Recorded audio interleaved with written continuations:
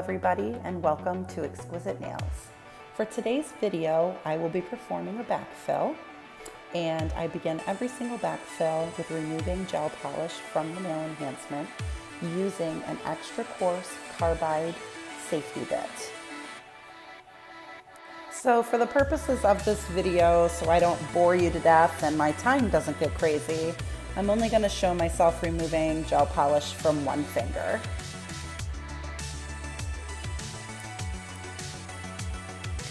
So my second step in every fill that I do is to prepare the natural nail plate.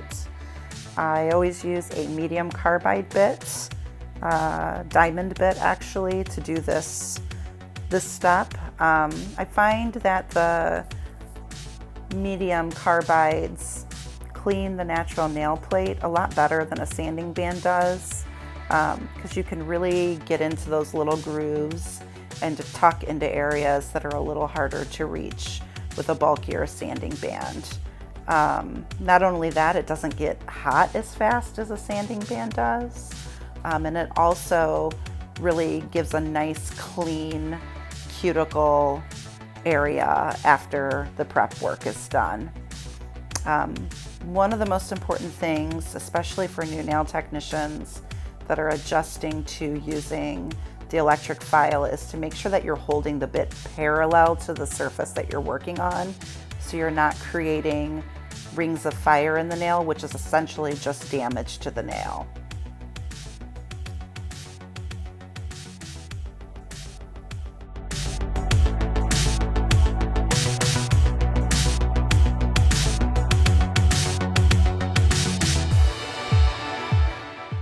So moving on to our next step, I'm going to use Scrub Fresh on a manicure brush and protein bond the natural nail plate twice before applying the acrylic.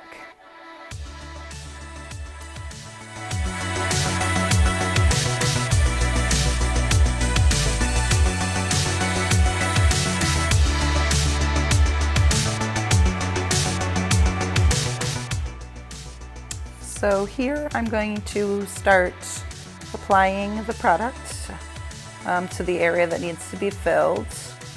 I am a lover of the Young Nails acrylic and gel enhancement products. They are hands down the best on the market, in my personal opinion right now.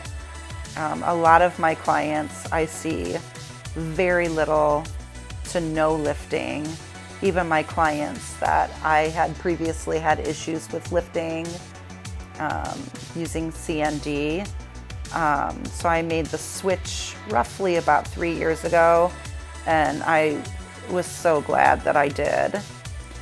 So here I'm just, this particular client is a hairdresser.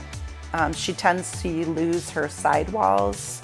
Her natural nails have a really deep natural C curve in them, and she likes the tapered square look, but on a shorter nail. So I have to pay really close attention to her sidewalls and where her stress area is at, because it's really easy to file that out during prep. So I always pay a considerable amount of attention to the sidewalls on her, because I tend to accidentally take them out during the prep. So I'm just rebuilding those sidewalls and getting this back area filled out. I believe on the thumb I get a little out of frame, so I cut that part a little short, but you guys get the gist.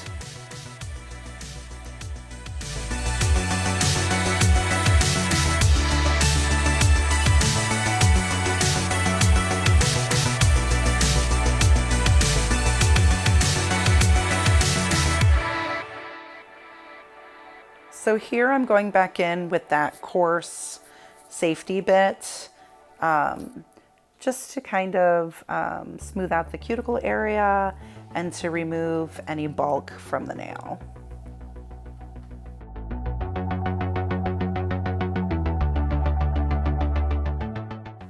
These safety bits are great for this process right here because the tip of the safety bit, if you've never seen one, is dome shaped, but it's completely smooth. So you can tuck back in and around that cuticle area without having to worry that you're gonna nick your client. Because some of those carbide bits, especially when they're brand new, are really, really sharp. And a lot of people forget to season them as well. And a lot of people don't even know that even though it's metal, that bit still has to be seasoned before you try to use it on a guest. So the safety carbide bits are amazing. So the next thing that I always do is go into my finish filing. I have a pretty structured filing system.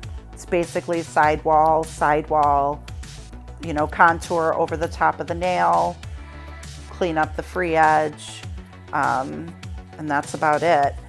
I found keeping this part of the nail service really, really structured has helped save in time, so much time for me. Fills used to take me up to an hour and 45 minutes. And now I have the actual fill part procedure, the gel removal, the nail prep, the actual fill itself, and then the finish filing all take me about 30 minutes now. So with nail art included, depending upon how complicated it is, my fills are down to about an hour. So it's really, really important to have a method to your madness. From start to finish, no matter what situation you're walking into with a new client, if a client comes in that you've never met before, still follow your procedure. It's okay if the nails don't look pretty while you're working on them. As long as they're good at the end, then the process doesn't have to look perfect. So try to keep that in mind. It'll help a ton on time saving for you. So I have to take a moment here and explain to you something that I do that you don't want to do that will absolutely kill your time. I was explaining to my client here about an edge nail and the design of an edge nail. But if you can see, I literally stopped filing, a handful of times, 5, 6 times, to explain to her the design of this nail. And even though it's only a few seconds right here, if you do this continually throughout your services, you will absolutely kill your timing. So I just had to put that little tidbit in there to show you what absolutely not to do while you're working on a client.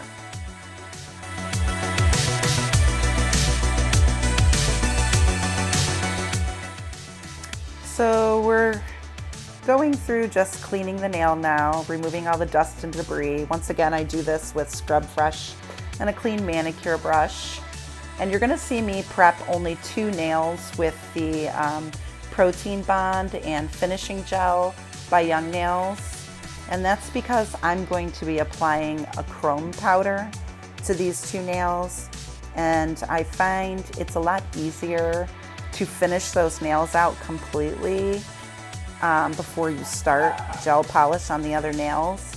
Because if you get this powder in the inhibition layer of gel polish, it's just not coming out. So you're just essentially running the risk of ruining the other 3 nails because you're gonna have flecks of this chrome powder in the inhibition layer of that gel. So it's better to just complete those nails that you're putting chrome or glitter or anything on, and then go back and complete the rest of your gel polish.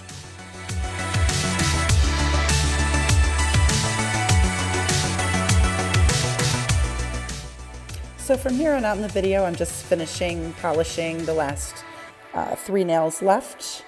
I will leave a list in the description box below of all of the products that I used because I can't remember the names of these colors off the top of my head right now.